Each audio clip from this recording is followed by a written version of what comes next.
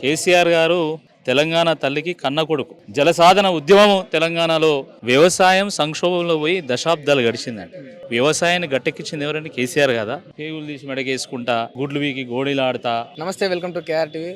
ప్రస్తుతం అంతా ఒక ఉద్రిక్తమైన పరిస్థితి అయితే నెలకొన్నది బీఆర్ఎస్ భవన్ దగ్గర. కేసీఆర్ గారి రాక కోసం ఎదురు చూస్తున్నారు. మనతో మాట్లాడడానికి రాకేష్ రెడ్డి గారు ఉన్నారు. అన్న నమస్తే. ఉద్రిక్త వాతావరణం కాదు, ఉత్సాహ వాతావరణం ఉన్నది. సంతోషంగా ఉందా అన్న? 100% కదా. కేసీఆర్ గారు తెలంగాణ తల్లికి కన్న కొడుకు. తెలంగాణ తల్లి కళ్ళల్లో ఆనంద బాష్పాలు చూడడానికి తన జీవితాన్ని అంకితం చేసినటువంటి నాయకుడు. వారి ఆత్మ తెలంగాణ, వారి శ్వాస తెలంగాణ, వారి ఆరాటం తెలంగాణ, వారి పోరాటం తెలంగాణ. కాబట్టి అటువంటి తెలంగాణ యోధుణ్ణి మరొకసారి చూడాలి. ముఖ్యంగా 2 ఏళ్ల కాంగ్రెస్ పాలనలో ఈ తెలంగాణ ప్రాజెక్టులు పడాగుపడడం, లేదా తెలంగాణ హక్కులకు భంగం కలగడం, తెలంగాణ ఆత్మ గౌరవాన్ని ఈరోజు కాంగ్రెస్ వాళ్ళు ఢిల్లీ పెద్దలకు తాకట్టు పెట్టడం ఏదైతుందో ఇది చూసి ఈరోజు తెలంగాణ ప్రజలు ఈరోజు బాధలో ఉన్నటువంటి సమయంలో, ఆపదలో ఉన్నటువంటి సందర్భంలో మరి కేసీఆర్ గారు మళ్ళొకసారి ఆపద్ బాంధవుడిగా ఈరోజు ప్రజల ముందుకు రానున్నారు. మరొక జలసాధన ఉద్యమము తెలంగాణలో ప్రారంభించడానికి వారు ఈరోజు మరి తెలంగాణ వేదికగా, తెలంగాణ భవన్ వేదికగా ఈరోజు మాట్లాడుతున్నారు. ఇప్పుడు ప్రజల ముందుకు అంటే ఇది పార్టీకే కదన్న, పార్టీ ఆఫీస్కే పరిమితం కదా. అంటే నిజంగా జనాల్లోకి ఏంటిదండి? పార్టీ అంటే ఏంటిది? Party is not a private company, party is a public limited company. A party అయినా, మాదే కాదు, ఏ రాజకీయ పార్టీ అయినా కూడా ప్రజల కోసం పనిచేస్తుంది కదా. Party is nothing but representation of people. So party వేదికగా వారు మాట్లాడుతున్నారంటే అది ప్రజల కోసం మాట్లాడుతున్నట్టు, ఈ ప్రాంతం కోసం మాట్లాడుతున్నట్టుగానే మనం భావించాలి. భవిష్యత్తులో ఇది సరే ఇలాంటి మీటింగ్లు జరిగితే పార్టీ కోసమే, ప్రజల కోసమే పార్టీ అని మీరు చెప్తున్నారు, కానీ గ్రౌండ్ లెవెల్లో నిజంగా ఒక పేదోళ్ళనో, ఒక రైతులనో రోడ్డు మీదకి వచ్చి కలిసే పరిస్థితి ఉంటుందా? కేసీఆర్ దగ్గర నుంచి చూడొచ్చా? ఎందుకు గెలవరండి? వారు పేద ప్రజల కోసం ఎన్ని పథకాలు పెట్టిండు. సింపుల్ థింగ్, నేను ఒక విషయం చెప్తాను మీకు. ఈ రాష్ట్రంలో వ్యవసాయం సంక్షోభంలో పోయి దశాబ్దాలు గడిచిందండి. కరువు కాటకాలతోని, కరెంటు కష్టాలతోని, ఆకలి కేకలతోని, ఆత్మహత్యలతోని, వలసలతోని, బొంబాయి, దుబాయి, బొగ్గుబాయి బతుకులతోని తెలంగాణ ప్రాంతం అల్లాడింది. పల్లెంలో అన్నం ఉన్నా కూడా ఆ అన్నం తినలేనటువంటి పరిస్థితుల్లో తెలంగాణ ఉండే. ఇటు పక్కన గోదావరి, అటు పక్కన కృష్ణా పోతున్నా కూడా పట్టించుకున్నటువంటి నాదులు లేడు. మరి అటువంటి ఆ సమయంలో వ్యవసాయాన్ని గట్టెక్కించింది ఎవరండి? కేసీఆర్ కదా. సాగునీటి ప్రాజెక్టులు కట్టిండు, మిషన్ కాకతీయ పేరు మీద చెరువులను పూడకదీసిండు, రైతు బంధు, వ్యవసాయం గిట్టుబాటు అయితలేదు కాబట్టి మరి ఒక్కొక్క ఎకరానికి 10,000 రూపాయల సబ్సిడీ ఇచ్చిండు ఆయన. దశాబ్దాల కరెంటు కోతల కష్టాలకు వారు ఒక చెక్ పాయింట్ పెట్టాడు. కాబట్టి అటువంటి నాయకుడికి అసలు ప్రజలతో సంబంధం లేదు, ప్రజలను కలుస్తారా, పేద ప్రజలను కలుస్తారా అని మాట్లాడడం ఏదైతుందో ఇది ఒక అడ్డమైనటువంటి ప్రశ్నగా నేను భావిస్తున్నాను. అంతే తప్ప జనాల మనిషి అంటారు. నిజంగా జనాల మనిషి అయితే ఒక చిన్న పెళ్లి చేసుకోవాలంటే ఎంత కష్టం అండి. ఆ కష్టాన్ని గుర్తించి పేదవాళ్ళు ఎవరు పెళ్లి చేసుకున్నా కూడా రాష్ట్రం తరపున కానుకగా నేను 1,00,000 రూపాయలు ఇస్తాను కళ్యాణ లక్ష్మి ప్రవేశపెట్టింది కదా. అది పేదవాళ్ళ గురించి పెట్టింది కదా. పేదవాడు ఇంకా ఒక సామాన్యమైనటువంటి ఒక గది రూమ్లోనే ఉండాలా అని, ఒక గదిలోనే ఉండాలి, ఒక గది ఉన్నటువంటి ఇంట్లోనే ఉండాలని చెప్పి డబుల్ బెడ్రూమ్ కాన్సెప్ట్ తీసుకొచ్చింది ఎవరండి? కేసీఆర్ కదా. ఇప్పుడు అంటే తెలంగాణ అంటే ఇప్పుడు తెలంగాణలో మీ హయాంలో అన్ని మంచిగా జరిగినాయి. ఇప్పుడు 2 ఏళ్లలో కాంగ్రెస్ పాలనలో ఏమీ జరగట్లేదని చెప్తున్నారు కదా. మరి జరగట్లేదు అనే దానికి అసెంబ్లీకి వచ్చి కొట్లాడే పరిస్థితి ఉంటుందంటారా?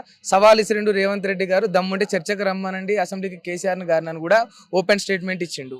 కేసీఆర్ గారు ఈ స్థాయి ఏంది, కేసీఆర్ గారి నాడి ఏంది అందరూ తెలిసినటువంటి విషయం. ప్రత్యేకంగా దాని గురించి మనం చర్చించుకోవాల్సినటువంటి అవసరం లేదు. అటువంటి నాయకుడు ఈరోజు రేవంత్ రెడ్డి గారితో చర్చించేది ఏముంటుందండి? నాకు అర్థం కాదు.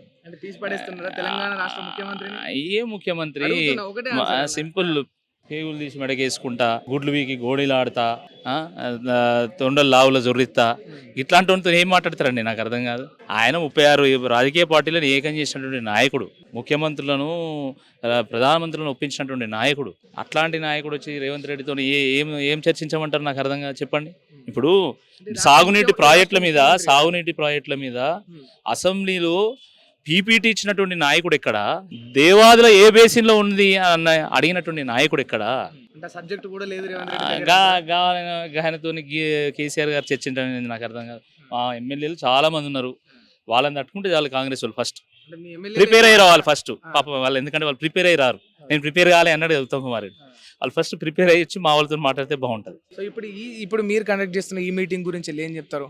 తెలంగాణ ఉద్యమ సందర్భంలో కానీ, తెలంగాణను 10 ఏళ్ల పాటు పరిపాలించినటువంటి సందర్భంలో కూడా కేసీఆర్ గారు పదే పదే ఒక మాట చెప్పేటువంటి వారు. కేవలం పదవులు మాత్రమే కాదు, ప్రాణం పోయినా సరే తెలంగాణకు అన్యాయం జరిగితే, తెలంగాణ ప్రయోజనాలు దెబ్బతీస్తే నేను చూస్తూ ఊరుకోను, తల తెగిపడినా సరే తెలంగాణ హక్కుల కోసం, తెలంగాణ ఆత్మగౌరవం కోసం కొట్లాడతా అని చెప్పి పదే పదే చెప్పేటువంటి వారు. 10 ఏళ్ళు కేసీఆర్ గారు ముఖ్యమంత్రిగా ఉన్నటువంటి సందర్భంలో, బీఆర్ఎస్ అధికారంలో ఉన్నటువంటి సందర్భంలో కుక్కిన పేర్లాగా పడున్నటువంటి చంద్రబాబు నాయుడు గారు ఈరోజు ఒకటే ఎగురుతాడు.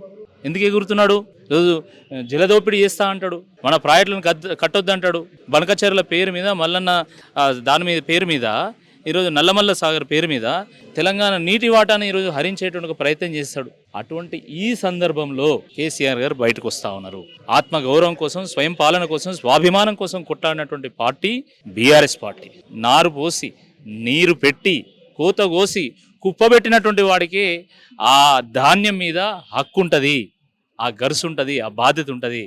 తెలంగాణ తెచ్చినటువంటి నాయకుడిగా కేసీఆర్ గారికి తెలంగాణ మీద ఆ హక్కు ఉంటుంది, ఆ బాధ్యత ఉంటుంది, ఆ గరుసు ఉంటుంది. కాబట్టి తెలంగాణకు అన్యాయం జరుగుతుంది. కాబట్టి పాలమూరు రంగారెడ్డిలో 45 టీఎంసీలు ఈరోజు తరలించకపోయేటువంటి ప్రయత్నం చేస్తున్నారు. కాబట్టి ఈరోజు పోలవరం కాడ పొక్కగొట్టి మన గోదావరిలో మన వాటనంతా కూడా తరలించకపోయేటువంటి ప్రయత్నం చేస్తూ ఉన్నారు. కాబట్టి ఆ లెక్క తీర్చడానికే ఈరోజు కేసీఆర్ గారు తెలంగాణ భవన్కి వస్తున్నాడు. తెలంగాణ భవన్లో పార్టీ నాయకులతో మాట్లాడి ఒక ఉద్యమానికి వారు శ్రీకారం చుట్టబోతున్నారు. చివరిగా ఒకటే మాట అన్న, ఇప్పుడు ఇక్కడికి వచ్చి కేసీఆర్ గారు వీటన్నిటి మీద మీకు గైడ్ చేసిన తర్వాత, మీకు అంటే దిశానిర్దేశాలు ఇచ్చిన తర్వాత తిరిగి మళ్ళీ ఫామ్ హౌస్కి వెళ్ళిపోతాడా, అసెంబ్లీకి వచ్చి వింటేజ్ కేసీఆర్ని చూసే ఆ పరిస్థితి ఉంటుందంటారా? ఇప్పుడు ఫామ్ హౌస్ అంటే ఏమున్నదండి? అదే 5 స్టార్ హోటలా? చూసినావు నువ్వు చూసినావు ఆ ఫామ్ హౌస్ అంటే ఏందని? మరి నువ్వు ఎందుకు ఫామ్ హౌస్లో పోతాడా అంటే, ఆయన ఫామ్ కాడే ఇల్లు కట్టుకున్నాడు, అది ఫామ్ హౌస్ అయింది. మరి మీరు ఎందుకు అంత ఇబ్బంది పడతాను? అది మీ ప్రశ్నలోనే ఒక భావదారిద్రం ఉన్నది. ఫస్ట్ మీరు ప్రశ్న కరెక్ట్ అడగాల. మీ భావదారిద్రం అది కొట్టొచ్చినట్టు కనబడుతుంది. అట్లా కాదండి. లేదన్నా, మా ఇంటెన్షన్ ఏంటంటే మా ఇంటెన్షన్ ఏంటంటే కేసీఆర్ గారు తిరిగి అసెంబ్లీకి వస్తారా, లేకపోతే ఈ 2 ఏళ్ళు ఎలా అయితే సైలెంట్ గా ఉన్నారో అట్లే ఉండి మిమ్మల్ని మాత్రమే గైడ్ చేస్తూ ఉంటారా అనేది మా ఇంటెన్షన్. కేసీఆర్ గారి గైడెన్స్ ప్రకారమే కదా కేటీఆర్ గారు కానీ, హరీష్ రావు గారు కానీ మేమందరం కూడా పనిచేస్తున్నది. వారు ఏ గైడెన్స్ లేదో మేము అందరం మాట్లాడతామా, మేమందరం కార్యాచరణ తీసుకొని ముందుకెళ్తామా? మిమ్మల్ని పర్సనల్ గా నేను అనడం లేదు. మీ రూపం అంటే మీరు ఎందుకు అడుగుతున్నారు? కాంగ్రెస్ కూడా ప్రశ్న అడుగుతున్నారు కాబట్టి వచ్చి మీరు మమ్మల్ని అడుగుతున్నారు. అది మేము కాంగ్రెస్ అని అంటున్నాం, మిమ్మల్ని కాదు, గుర్తుపెట్టుకోండి. అంతే. Thank you.